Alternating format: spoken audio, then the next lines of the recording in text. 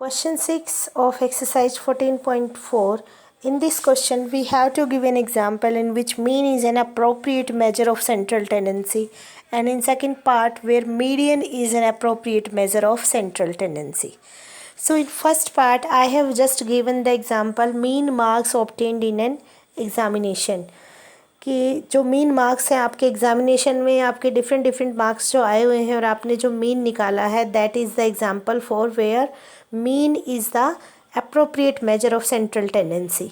आप कैसे कहेंगे बेटा कि यहाँ मीन जो है वो अप्रोप्रिएट मेजरमेंट रहेगा? Like you are getting marks 60, 70, 80, 90 out of 100, 0 to 100 आपकी वैल्यू जो हो वो वेरी करेंगी.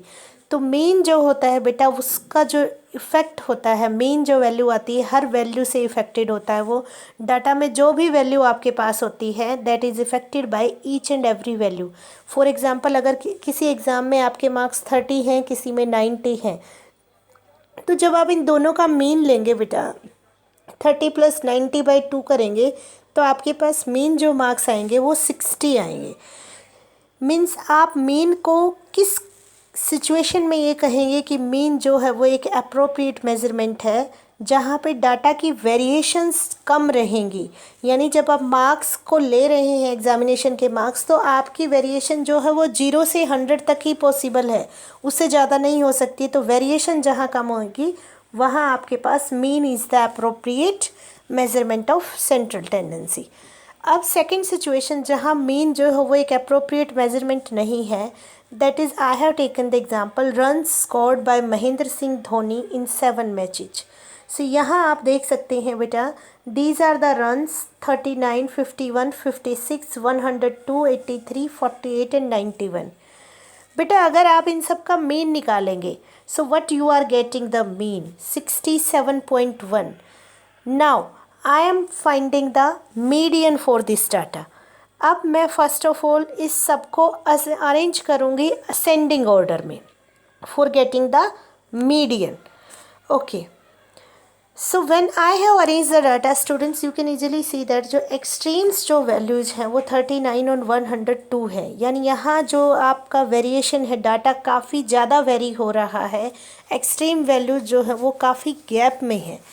बट जब आप मीडियन लेंगे बेटा तो आपके पास मीडियन क्या रहेगी? Number of observations are 7.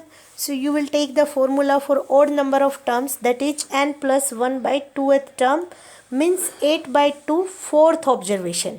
And what is the fourth observation? That is 56. So your median is 56 but mean was 67.1.